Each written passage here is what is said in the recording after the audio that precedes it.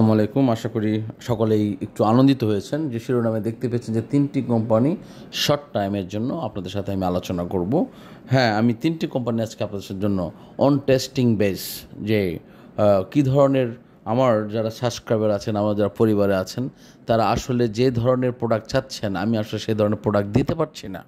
But আজকে আপনাদেরকে আমি কিছু শর্ট টাইমের জন্য মানে টেস্টিং বেস 3টি প্রোডাক্ট আপনাদেরকে দেব যে আপনারা খুব অল্প পরিমাণ 20 পয়সা 30 পয়সা ম্যাক্সিমাম 50 পয়সা আপনারা প্রফিট নিয়ে আপনার বের হয়ে যেতে পারেন বর্তমান প্রাইস থেকে।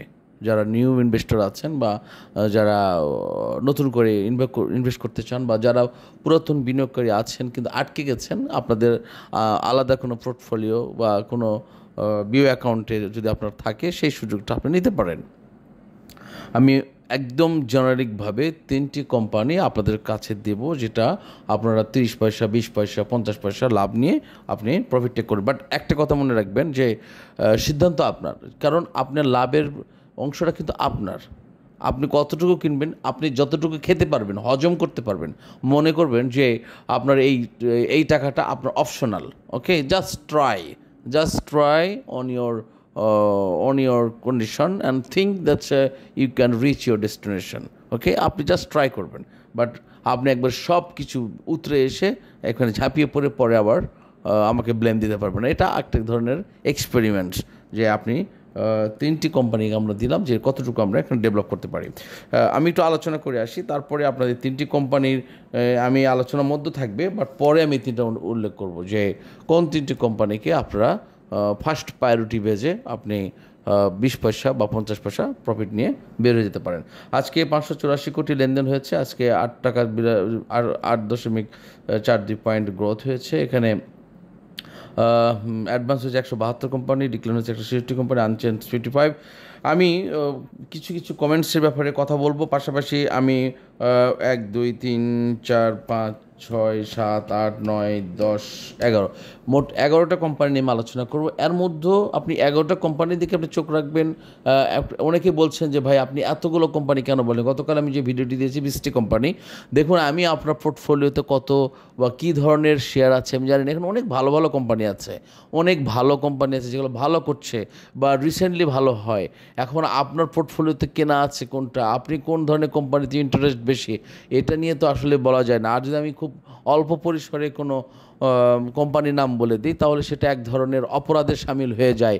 বাট আমি যে 3টি কোম্পানি বলবো সেই 3টি কোম্পানি কিন্তু আমি আলোচনার মধ্যেই সবসময় রাখি, আমি বলে রাখি, কিন্তু হয়তো অনেকেই বুঝতে পারে না।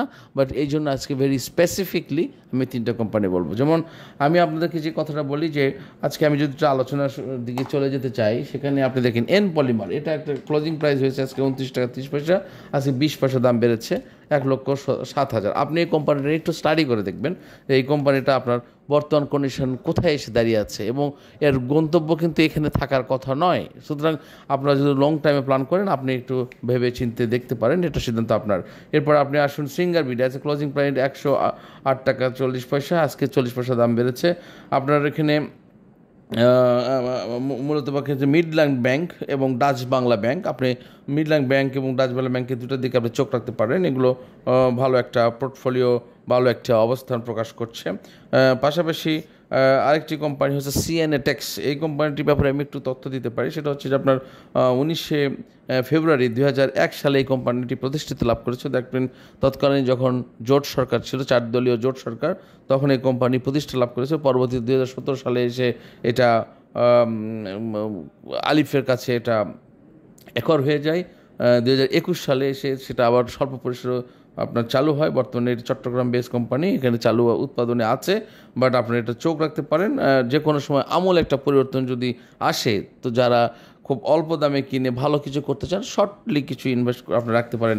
বিএসসি, বাংলাদেশ শিপিং কর্পোরেশনের দিকে আপনারা চোখ রাখতে পারেন। এই ব্যাপারে আপনার সরকার থেকে একটু অবগত হয়েছে যে আপনার কিছু নতুন জাহাজের ব্যাপারে তথ্য এসেছে, আপনার এই ব্যাপারে একটু চোখ রাখতে পারেন। লিন্ডে বিডি, আজকে ক্লোজিং প্রাইস 902 টাকা, আজকে 6 টাকা দাম বেড়েছে, আজকে লেনদেন হয়েছে 6000।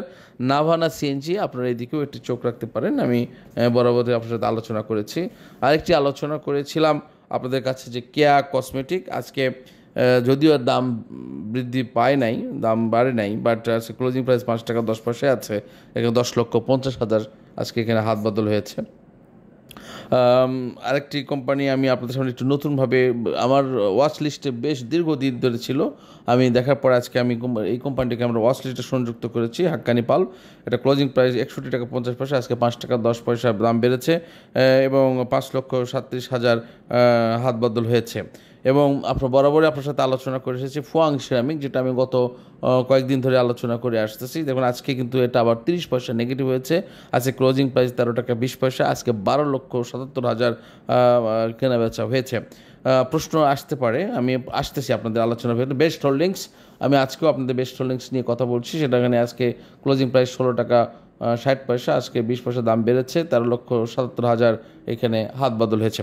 এখন প্রশ্ন হলো, এর মধ্যে থেকে আমি 3টি কোম্পানি আপনাদেরকে আমি বলে দেবো। তার আগে আমি একটু আলোচনা করে নিই যে কমেন্টসের কিছু কথা আপনাদের সাথে আলোচনা না করলে হয়। আপনাদের অনেকেই বলতেছেন যে বিভিন্ন রকম আপনারা আমাকে নিয়ে এত বিতর্কিত ভাবে কথা বলার দরকার কি? আপনার এই বিতর্কিত করার কারণেই এইসব আপনাদের এইসব মন্তব্য করার কারণে আমি এখান থেকে চলে যেতে চাই। আমি আর আসতে চাই না, রুচিতে বাধে।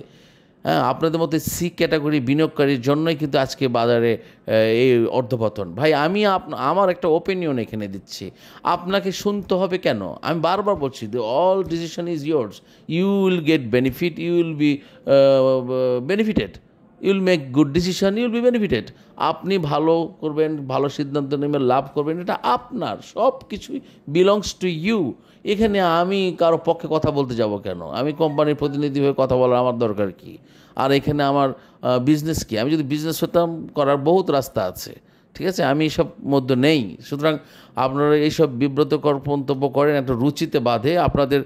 আমি বিশ্বাস করি যে আপনারা সবাই একটা ভালো ফ্যামিলি থেকে এসেছেন, ভালো পরিবার থেকে এসেছেন। এই যে বাটপার টাটপার এসব কথা কমেন্টসে লেখেন, এটা অত্যন্ত নিম্ন শ্রেণীর পরিবার থেকে আসার কারণে আপনারা এই কথাগুলো লিখতে পারেন। আপনাদের পরিবার এবং নিজস্ব কোনো অস্তিত্ব নেই, আপনাদের কোনো স্ট্যাটাস নেই, আপনার আত্মমর্যাদাহীন একটি ভবঘুরে আপনারা যারা এই ধরনের নোংরা কথা এখানে লেখেন। এখানে অনেক ইনভেস্টর আছেন, অনেক হাই প্রোফাইল ইনভেস্টর আছেন, ওখানে ফ্যামিলি মেম্বার আছেন।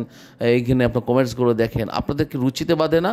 আপনার ভালো না লাগলে কিন্তু স্কিপ করে যাবেন। শতবার আপনাদেরকে বলেছি যে যার ভালো লাগবে না এখান থেকে স্কিপ করে বের হয়ে চলে যাবেন, আমার কোনো দরকার নেই। আপনাদের মতো বিনিয়োগকারীর জন্য তো আমি এখানে আসি না। এটা আমার মাইন্ড স্যাটিসফ্যাকশনের জন্য একটা ভলেন্টিয়ার ওয়ার্ক হিসাবে আপনাদের সাথে কথা বলি। আমার এটা ভালো লাগে, আমি এটা মানসিক স্বস্তি পাই, তৃপ্তি পাই। আমার কোনো ফ্রি টাইমে আমি অবসর সময়ে আপনাদের সাথে এসে কথা বলি। এটা আপনার ভালো লাগবে, হু সেইড দ্যাট? আমি কি বলেছি যে you have to be like it, you have to be watch my video, you have to be choice? আমি বলি নাই তো। You have to take my decision, আমি বলি নাই তো আপনাকে।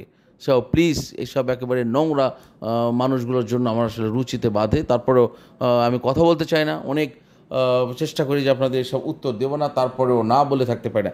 সো আসি মূল আলোচনায়। এখন আপনাদেরকে যে 3টি কোম্পানি, এরপরে আবার বলছি, এই নামগুলো বলার আগেও আমি আপনাকে বলছি যে সিদ্ধান্ত কিন্তু আপনার প্রফিট, আপনার ডিসিশন, এভরিথিং ইজ ইয়োর্স। খুব অল্প পরিমাণে ইনভেস্ট করে আপনি এটা একটা অন টেস্ট বেস দেখতে পারেন।